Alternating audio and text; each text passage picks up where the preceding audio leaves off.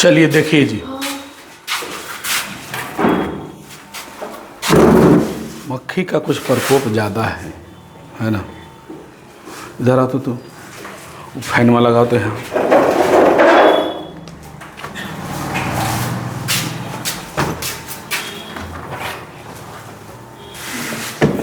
यहाँ रखो, हाँ जुटल है ना, हाँ खाली छुट्टा जुट लो, सब उड़ जाएगा जरा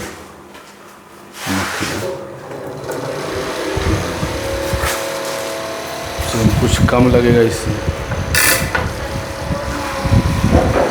चलिए देखिए,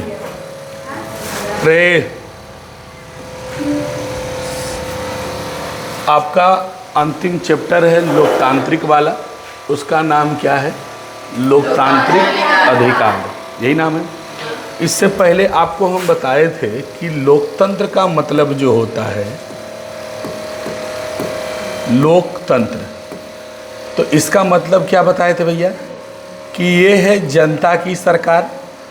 अब बीच में जो बात करोगे और हम अब बोलो ये ना है, देखिए कल एगो सोट्टा रख ले लिए यहाँ है ना, 4-5 लोग दिलिए हैं। अभी एक बार खाली क्लास में बोलेंगे कि चुप रहो, दूसरा बार नहीं बोलेंगे, दूसरा बार जाइबो और सीधे पिटबो, समझ में लो बात। हाँ, तो जनता की सरकार क्या है, इसको बोलते हैं जनता की सरकार जी।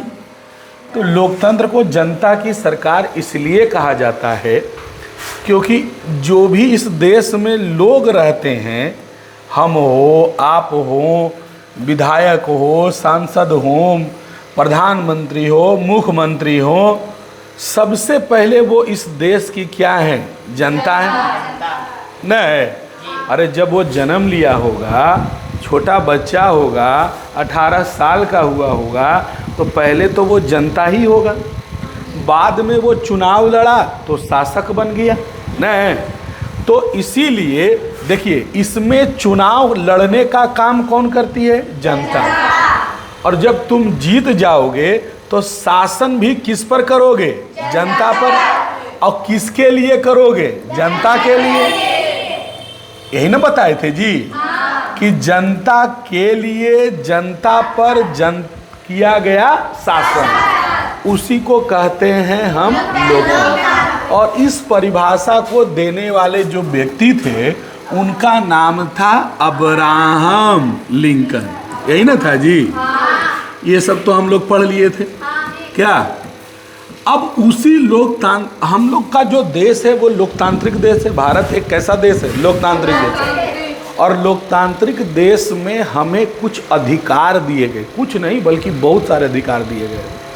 अब अधिकार शब्द का मतलब क्या होता है? अधिकार का मतलब जैसे तुम अपने मन से कहीं अगर जा सकते हो, आ सकते हो, तो ये अधिकार है ना तुम्हारा भाई।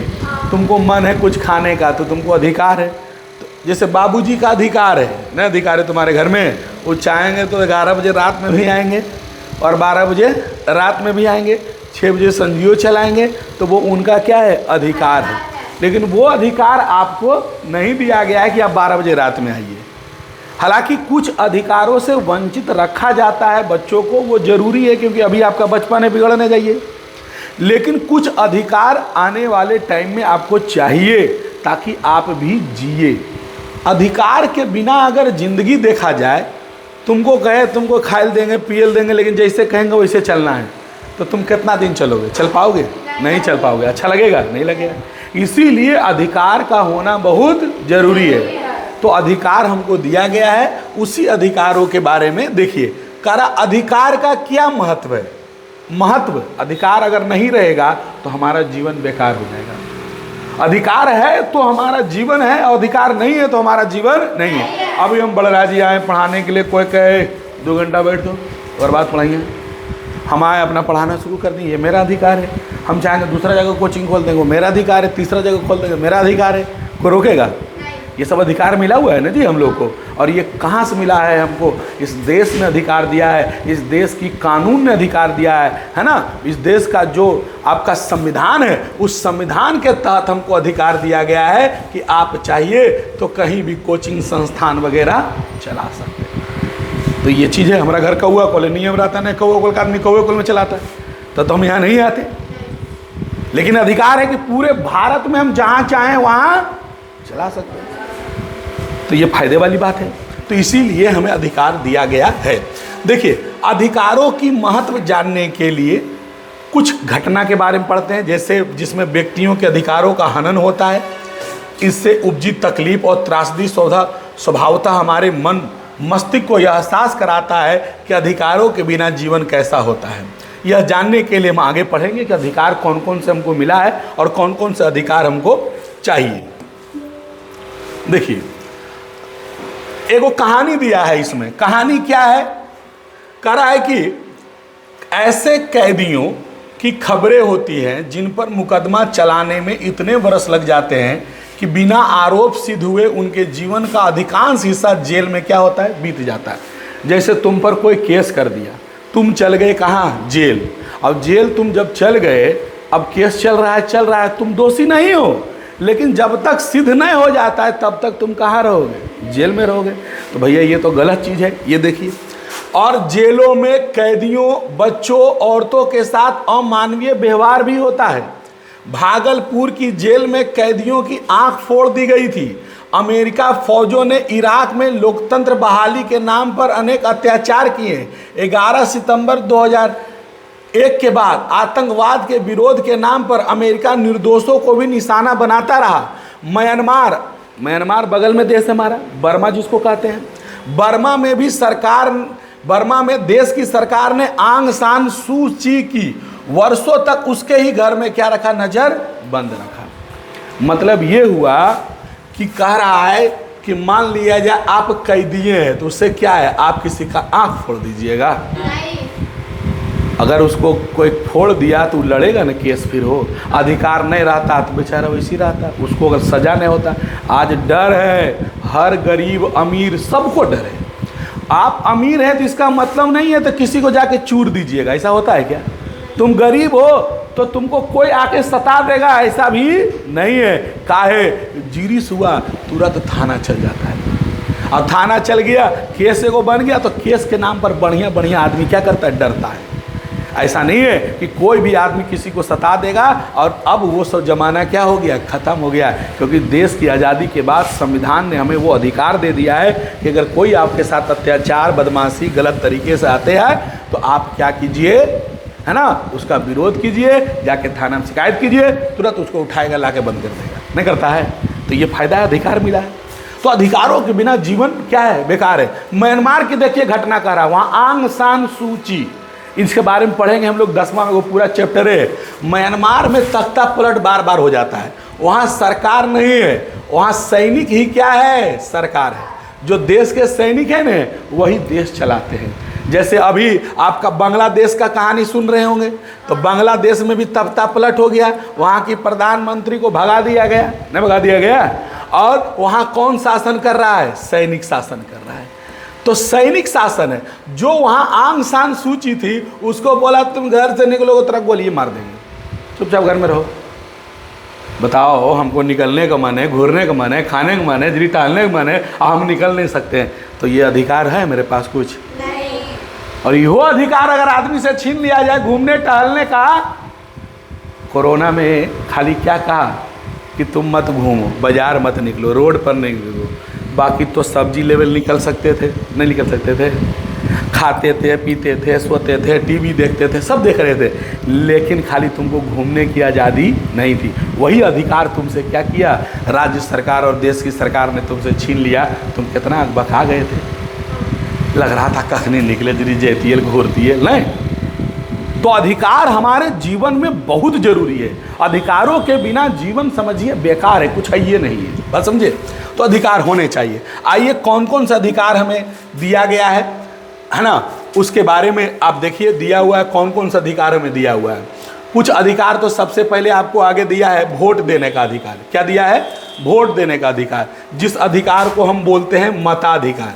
जब आपकी उम्र कितना बरस हो जाती है? 18 बरस, तो 18 से जैसे ही आप प्लस होंगे तो पहला अधिकार आपको ये दिया जाएगा कि अब आप देश की राजनीति के लिए, देश के विकास के लिए, राजनीति क्षेत्र में जिसको आप चाहते हैं अपना मुखिया, सरपंच, विधायक, सांसद, जिसको वोट देना चाहते हैं, जब वोट देने का टाइम आएगा तो आपको वोट देने को मिलेगा। और इस अधिकार का नाम क्या है? मताधिकार। मत देना मतलब वोट देना, और मत देने का अधिकार दिया गया, इसीलिए इसका नाम क्या रखा गया? मताधिकार। इसके लिए उसकी उम्र सीमा बांध दी गई है कि कम से कम आपका उम्र कितना होना चाहिए? 18 वर्ष। ये समझ में आया? पहला अधिकार हमको मिला। अब आइए आगे देखिए और क्या क्या अधिकार हमको मिला है उसको समझेंगे। देखिए पहला ये अधिकार दिया हुआ है समता का अधिकार। क्या है जी? समता का अधिकार। मक्खिया जो है ना डिस्टर्ब करता है। ये क्या दिया है? समता का अधिकार। और समता का अधिकार संविधान के अनुच्छेद नंबर 14 से कहाँ तक है? 18 तक है। संविधान में 395 अनुच्छेद है। उन अनुच्छेदों में हमारे अधिकारों की, हमारे बारे में, बहुत सारे कानून के बारे में चर्चा की गई है। तो ये अनुच्छेद नंबर कितना में है? 14 में। अब समता का मतलब क्या है? समता का मतलब हम और आप क्या है? बराबर है।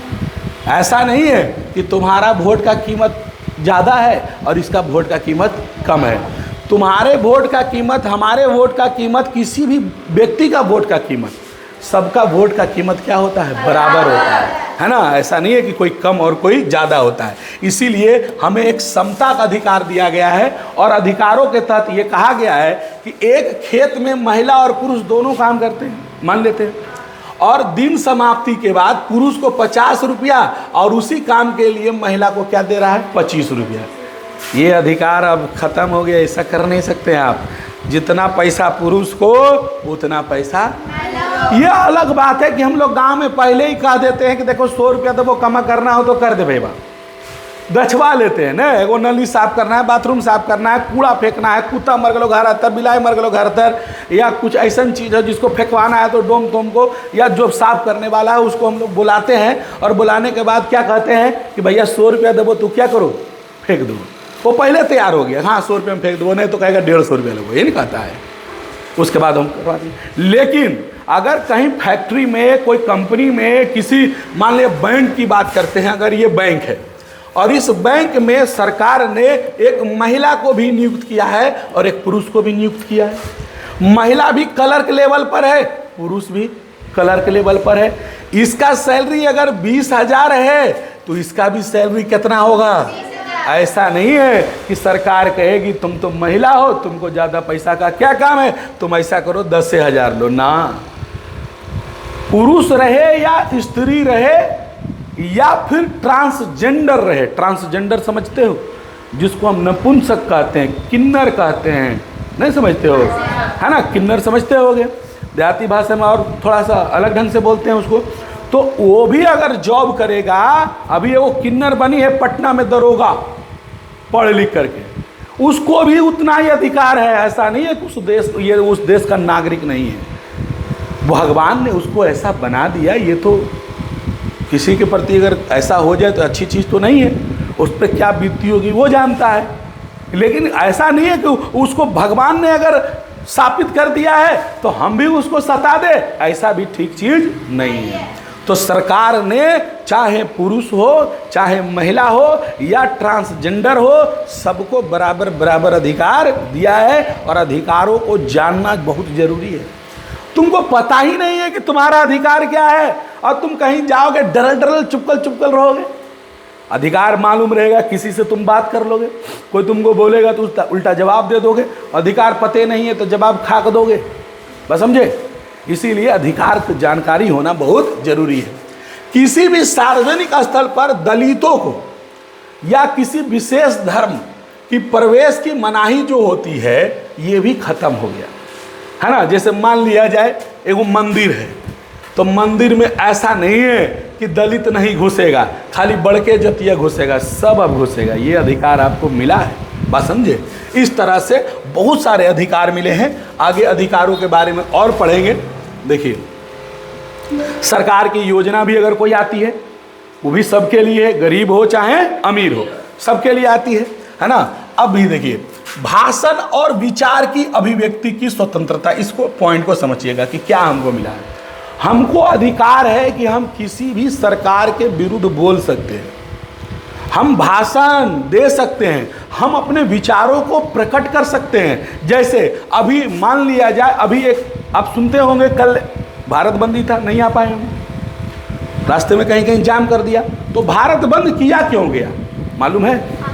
क्यों? कानून खत्म कर दिया जा रहा है। क्या किया जा रहा है पहले ये समझो। एससी और एसटी ये दो कास्ट जो होते हैं, ये दलित समुदाय में आते हैं। किस में आते हैं? दलित में आते हैं, ठीक है। ओबीसी हम लोग भी आते हैं, कुछ लोग ओबीसी, ठीक है, ये आते हैं एससी एसटी। ओबीसी में ये नियम बना दिया गया है, सरकार ने सुप्रीम कोर्ट ने एक लेयर बनाया है। क्या बनाया है? लेयर। उस लेयर का नाम रखा है क्रीमी लेयर। क्या नाम रखा है जी? Creamy layer. सरकार ने कहा है कि क्रीमी लेयर जो है ना, देखिए आपको दिखाते हैं क्रीमी लेयर। कहने गया ओपन पिक्चर,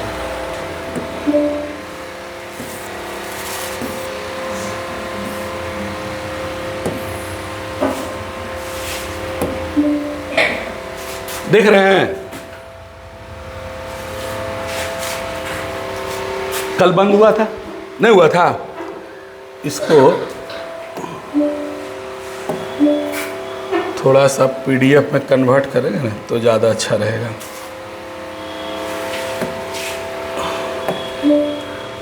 ओपन पिक्चर, नहीं कौआ कॉल में ट्रेन है रे, ट्रेन में अपने चढ़ा ले रहे हैं।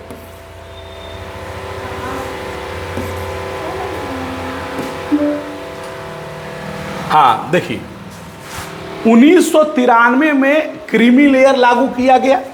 मैंने क्रीमी लेयर की सीमा 1993 में शुरू की गई थी। उस समय जिस व्यक्ति का आय कितना था? 1 लाख रुपया। हालांकि आज क्रीमी लेयर में आय कितना रख दिया? 8 लाख रुपया। अगर आपकी आय 8 लाख रुपया सालाना है, उससे अधिक है, तो आप क्रीमी लेयर में आते हैं। और अगर आप लेस देन 8 लाख रुपया कमाते हैं, यानी 8 लाख से कम, तो आप नॉन क्रीमी लेयर में आएंगे। किस में आएंगे? नॉन क्रीमी लेयर में आएंगे। बात समझ में आया? अब देखिए है क्या, अगर कोई व्यक्ति ओबीसी का है लेकिन उसकी आमदनी 8 लाख रुपया सालाना है, तो फिर उसको आरक्षण की क्या जरूरत है? वो तो संपूर्ण परिवार है, उसके पास तो हर कुछ है। और ओबीसी में नियम लागू कर दिया गया है कि उनको ही आरक्षण मिलेगा जिसकी आय 8 लाख से क्या है? कम है। बस समझे? तो ऐसा ही कानून कि बोला कि हमको एससी और एसटी पर भी लागू करना चाहिए। किस पर लागू करना चाहिए? एससी और एसटी पर भी। इसके लिए केंद्र सरकार को, राज्य सरकार को बोला कि आप तैयारी कीजिए और पता कीजिए कि किस किस व्यक्ति का एससी एसटी जाति में 8 लाख रुपया से ज़्यादा आमदनी है और किसका 8 लाख रुपया से कम आमदनी है। अगर कोई एससी एसटी जिसका पिताजी माँ बड़े बड़े ए रैंक पे जॉब करते हैं, बी रैंक पे जॉब करते हैं, बड़े बड़े अधिकारी हैं, तो भैया वो तो संपूर्ण हो गया। अब तो वो काबिल हो गया, अपने बच्चों को पढ़ा लिखा के आगे बढ़ा सकता है, उसकी सैलरी इतनी हो गई है, ऐसा कहा गया, ठीक है। लेकिन जो गरीब हैं उसी को अब खाली आरक्षण दिया जाए एससी एसटी में, लेकिन एससी एसटी में जो अमीर हो गए हैं उसको आरक्षण देने की जरूरत नहीं है, ठीक है। ये बात कौन बोला? सुप्रीम कोर्ट ने बोला। अब दलित समुदाय को क्या लगा? दलित समुदाय को लगा कि अगर ये चीज क्रीमी लेयर आ जाएगा तो हमको क्या होगा? दिक्कत हो जाएगा। कुछ लोगों को आरक्षण मिलेगा और कुछ लोगों को आरक्षण नहीं मिलेगा। लेकिन इससे सुनिए, वो लोग विरोध किया, वो उसका अपना विचार है, मेरा थोड़ा सा अपना विचार है कि आरक्षण सही मायने में गरीब व्यक्ति को ही मिलना चाहिए, ठीक है। एससी एसटी को मिल रहा था, जितना मिले उसमें कोई दिक्कत नहीं है। लेकिन ध्यान क्या रखना है कि देखिए, जो व्यक्ति अब ये आदमी था, ठीक है, अब ये आदमी जो है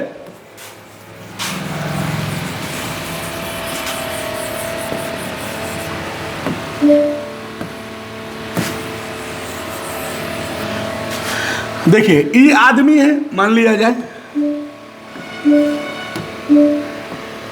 ई आदमी है और ये जॉब कर लिया बहुत बड़ा, नहीं कर लिया, बड़ा कर लिया।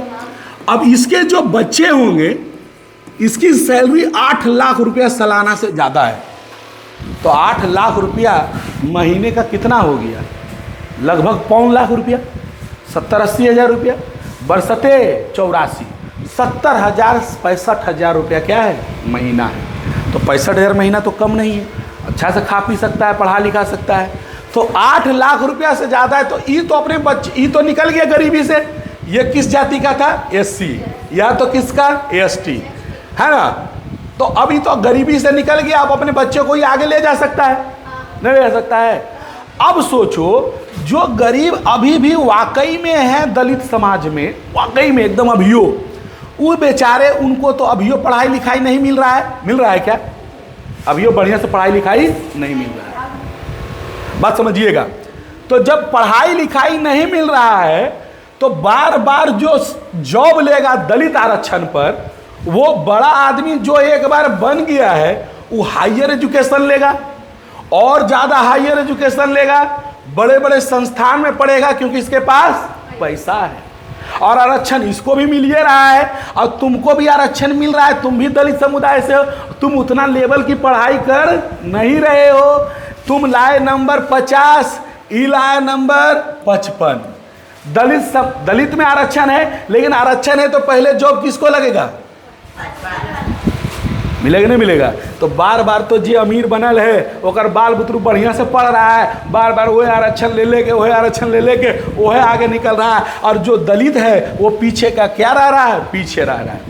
हालांकि विरोध किए ये उनकी अपनी थी, लेकिन समझदारी यहाँ है कि अगर क्रीमी लेयर आता है, मेरे हिसाब से हमको जो अच्छा लगा हम बता रहे हैं, क्रीमी लेयर आता है तो ये जो व्यक्ति है इससे क्या हो जाएंगे? वंचित हो जाएंगे, अब इनको नहीं मिलेगा।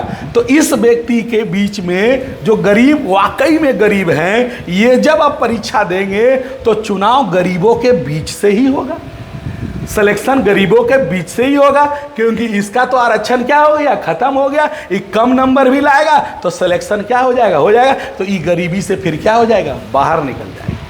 निकलेगा नहीं निकलेगा? बात समझ में आया? बार बार अमीर व्यक्ति जो SC ST का है, उसी के बच्चे, उसी के संतान आरक्षण ले रहे हैं, क्योंकि उनके पास हायर एजुकेशन भी आ गया है, तेज भी हो रहे हैं, बढ़िया स्कूल में पढ़ रहे हैं और मेंटली तेज होकर ज़्यादा नंबर ला रहे हैं। वहीं उसी जाति का, दलित समाज का जो निचले स्तर के बेचारे हैं, वो गांव लेवल में पढ़ रहे हैं, जैसे तैसे पढ़ रहे हैं, वो नंबर कम ला रहे हैं, और उसी समाज का एक आदमी नंबर ज़्यादा ला रहा है। तो आरक्षण के नाम पर सबसे पहले किसका हो रहा है? अमीर व्यक्ति का हो रहा है। तो सरकार बोल रहा है, सुप्रीम कोर्ट कह रही कि इसको हटाया जाए और गरीबों को अब आरक्षण दिया जाए, जिसका आय 8 लाख से क्या है? कम है। लेकिन लोग अपना अपना विचार है, चलो कर रहा है, विरोध करिए।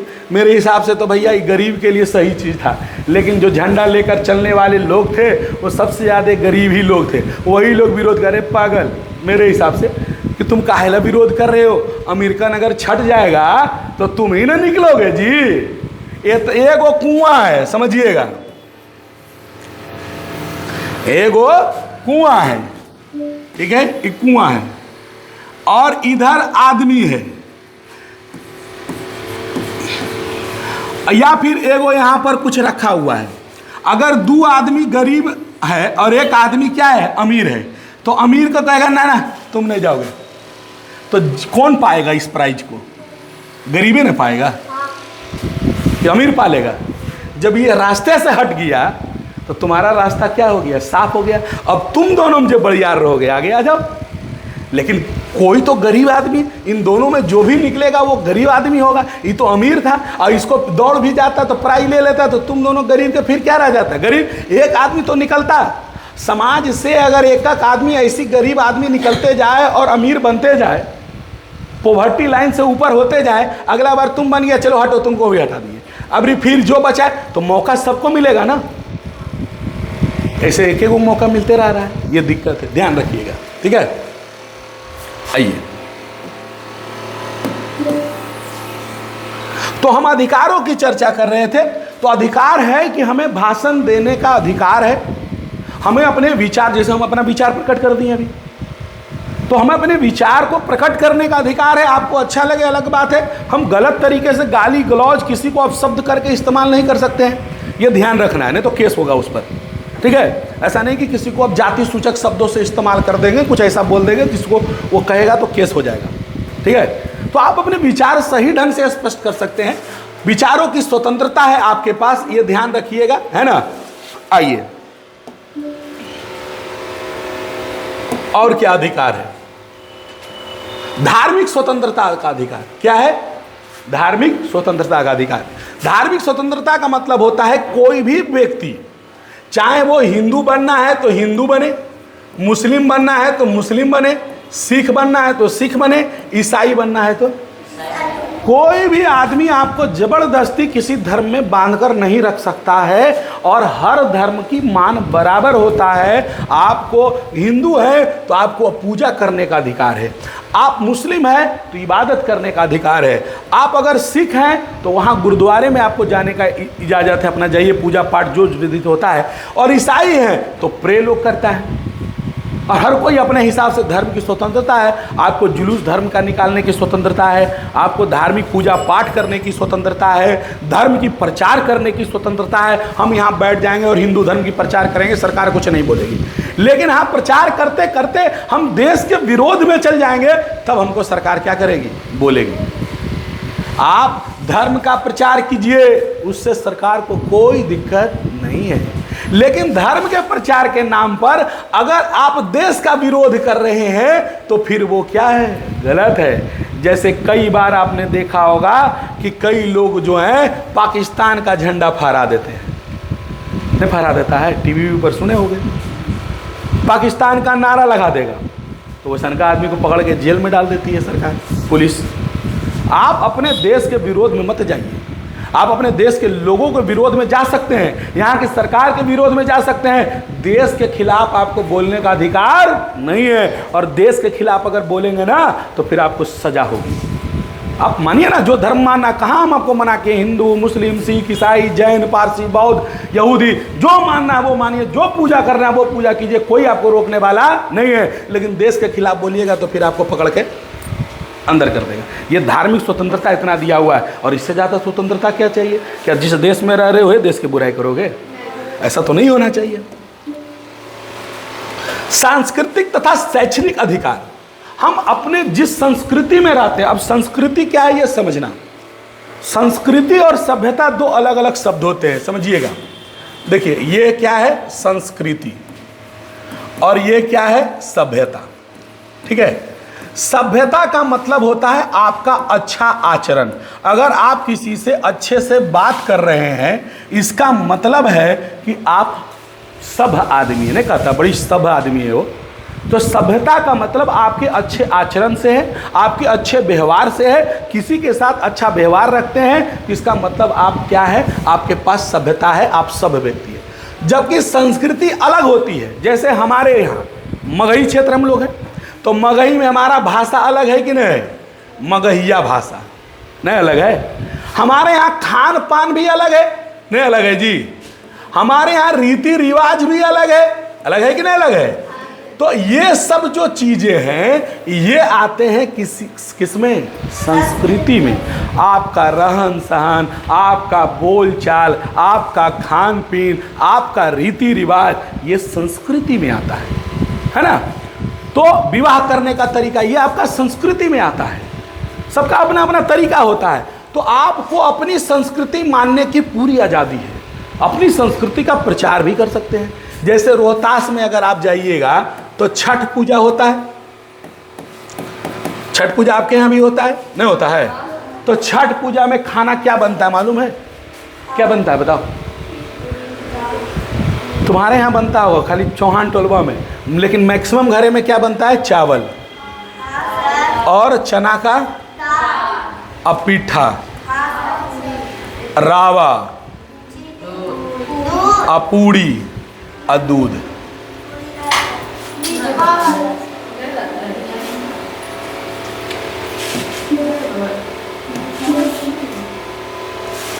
इतना अच्छी बात है छठ में। लेकिन अगर बात करते हैं रोहतास और बिहार में दोनों तो बिहार में है।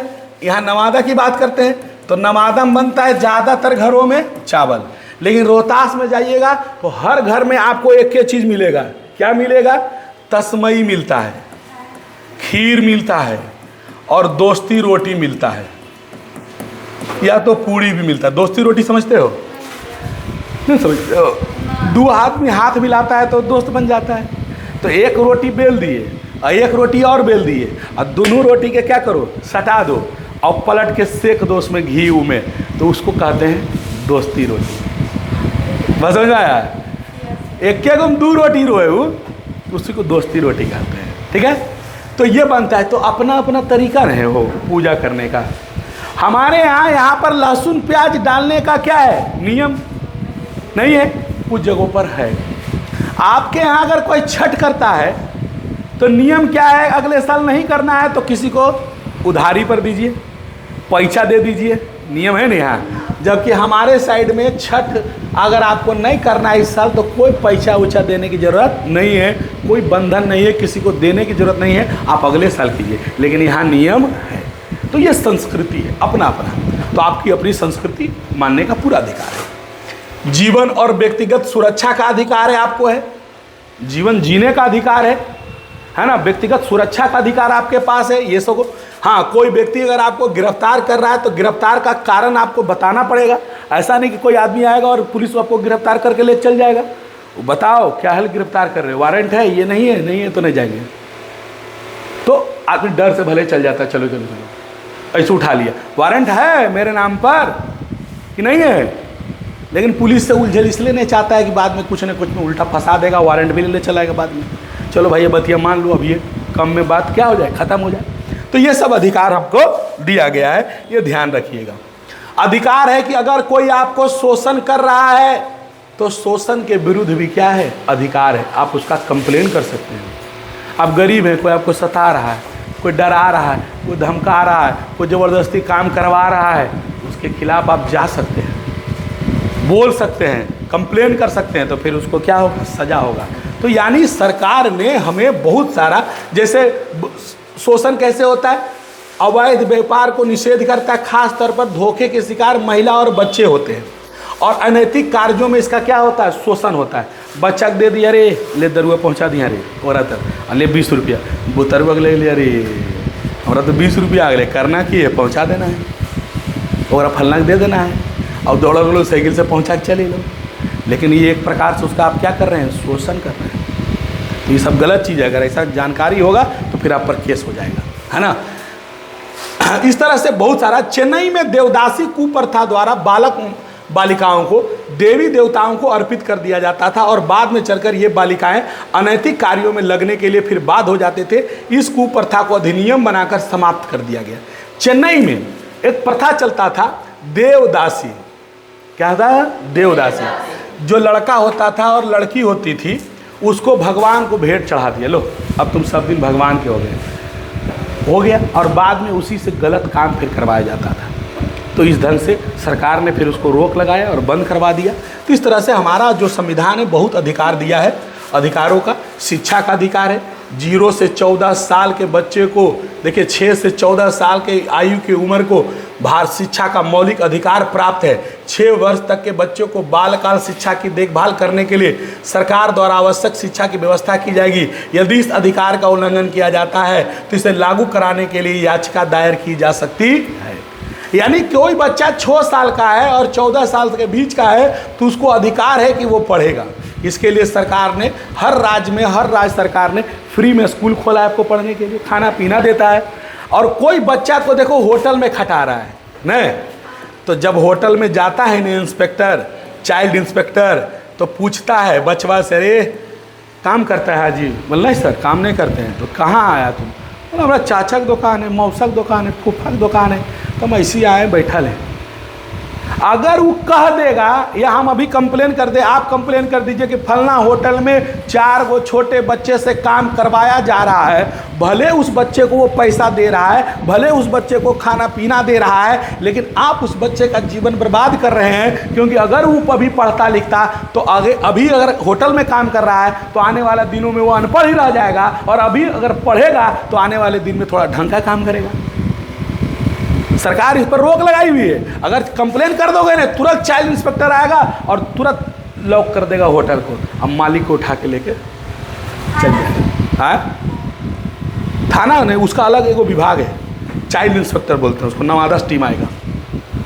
थाना वाला भी चाहेगा तो कर सकता है, अधिकार उसको भी है। नहीं करता है, चलो भाई चल रहा है, रोजी रोटी सबका अपना, के डिस्टर्ब करता है, उतना कोई उतना टेंशन लेता नहीं है ना। तो इस तरह से संवैधानिक उपचारों का अधिकार है। चलिए आज भर इतने रहेगा। टाइम कितना हुआ है? 8 बज गया क्या?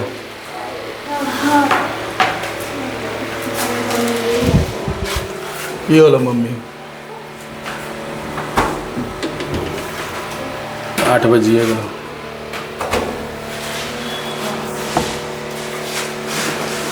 हाँ हाँ हाँ, तुम लोग बंद हुई थे, खाली दबा दी, सटा दी।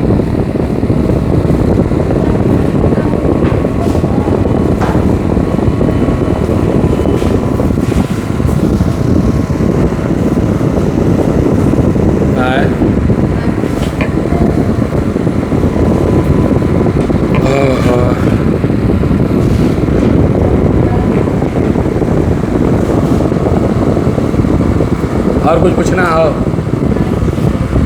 आधा पढ़ा दिलियो, आधा कल ख़त्म कर दो, चैप्टर समाप्त हो जाए। जे बच्चा लो किताब अब ख़त्म होने चल जाए, ठीक है। हाँ अभी तो ख़त्म कहाँ हुआ है।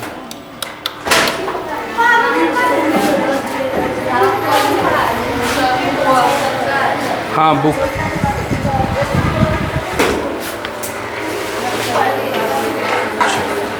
कल से ज़रा ट्रांसलेशन भी लेकर आइए, ठीक है।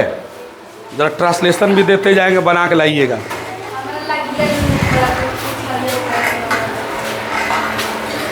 और ड्यूज पर जिनका है वो ध्यान दीजिए।